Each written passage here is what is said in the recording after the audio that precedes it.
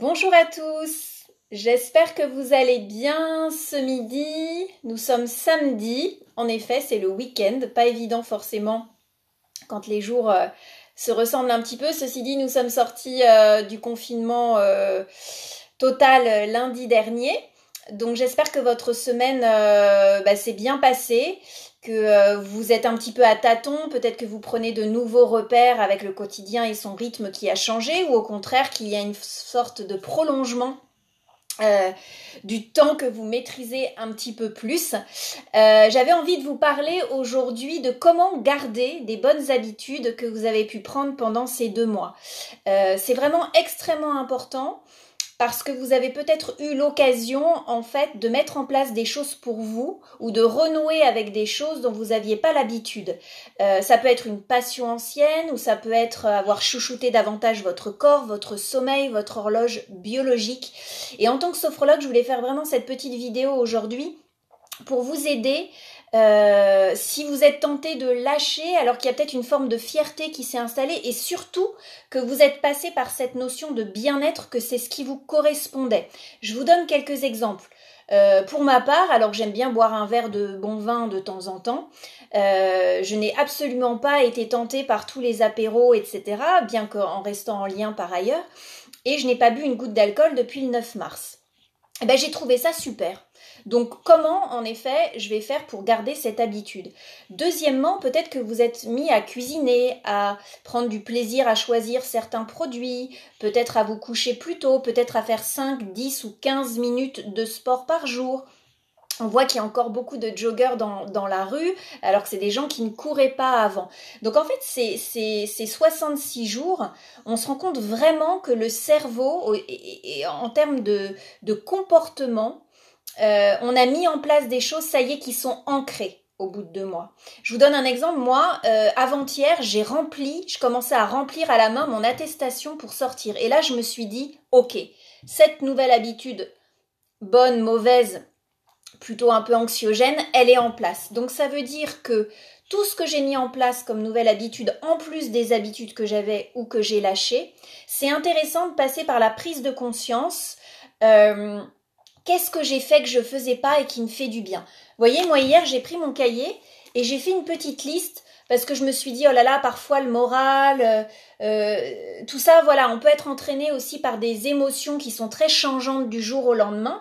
Et en fait, j'ai fait ma petite liste sur mon cahier de tout ce qui était pas si habituel pour moi, que j'avais eu l'occasion de faire pour les autres, pour moi, et que vraiment, ça m'a apporté. Donc le premier conseil que je vous donne, c'est de prendre un morceau de papier et vraiment de prendre quelques minutes, de passer par la prise de conscience de ce que vous avez mis en place. Acheter des fleurs, vous masser alors que vous ne le faisiez pas, renouer avec la peinture, la littérature, que vous êtes dit les livres c'est super, que vous êtes davantage contacté à vos besoins.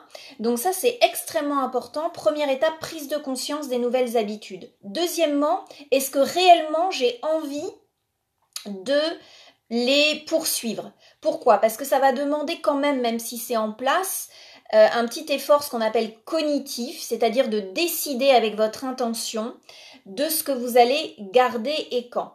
Deuxième méthode, votre planning. Vous pouvez très bien vous fixer des petits objectifs, surtout pas trop haut. Pourquoi souvent on lâche la fameuse inscription à la salle de sport? C'est qu'on est dans le trop. L'objectif n'est pas assez atteignable dans des proportions satisfaisantes. Il faut passer aussi par la sensation du corps, voir un petit peu ce qui se passe. Je vous donne un exemple, ça peut être conserver 10 minutes de sport tous les jours, ou ça peut être garder une grande séance d'une activité de yoga, par exemple, que vous avez découverte, et que vous allez garder, je dis par exemple le jeudi à 18h. C'est très gratifiant. On alimente aussi le système de la récompense quand on est content d'avoir été dans l'action. Et ça diminue le niveau de stress également que d'être dans l'action. Donc premièrement, prise de conscience des nouvelles habitudes. Deuxièmement, votre planning, qu'est-ce que je veux conserver et quand, avec votre objectif mesurable. Et aussi, peut-être quantifier, c'est très important au niveau du temps, comme je dis, pour pas vous laisser entraîner sur quelque chose de trop long, que ça peut être 5, 10 ou 15 minutes. En tant que sophrologue, je vais évidemment vous parler de sophrologie, de méditation et de yin yoga, un yoga de l'énergie et de la méditation. Certains l'ont pratiqué avec moi.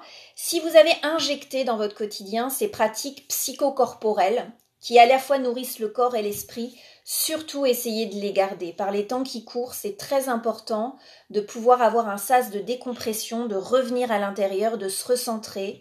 Bien sûr la respiration, bien sûr aussi peut-être la flânerie à la fenêtre, peut-être continuer à cultiver un lien que vous n'aviez peut-être pas avec la nature, peut-être aussi la notion d'aide et d'altruisme, tout ça voilà, c'est quelque part qu'est-ce que je décide de mettre dans mon corps, avec l'alimentation on en a plus l'habitude, mais plutôt qu'est-ce que je décide aussi de mettre dans mon esprit.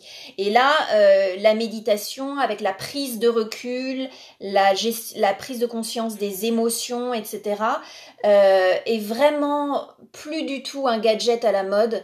Méditer aujourd'hui, je pense, est vraiment un antidote à la vitesse, est un antidote en effet au stress, et vraiment un très bon outil de connaissance de soi aussi et d'ouverture du cœur.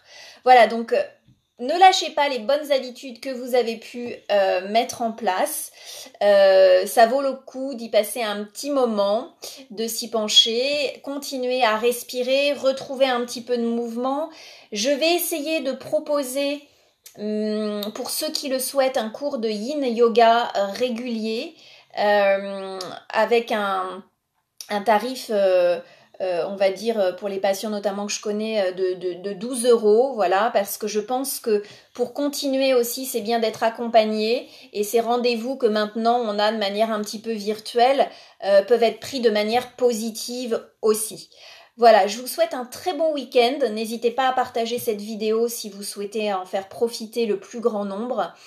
Je suis de tout cœur dans cette énergie de soutien avec vous, et vraiment ce qu'on vient de traverser des 2 mois par rapport au changement et comment on a géré ce temps est extrêmement important. Gardez ce trésor, gardez ce que vous souhaitez garder, que ce soit l'arrêt du tabac, une meilleure alimentation, une manière de ralentir, enfin vraiment faites la liste de vos besoins, de vos envies, et aussi peut-être de la manière dont vous avez envie de vous relier aux autres. Je vous souhaite un très bon week-end sous le soleil. Si vous avez l'occasion d'aller à moins de 100 km de votre lieu de résidence, eh bien profitez bien. Je vous dis à très bientôt. Merci beaucoup, je vois que certains ont été là. Bonjour Jacques, bonjour tout le monde. Merci d'avoir été là. À très bientôt. À très bientôt et bon week-end.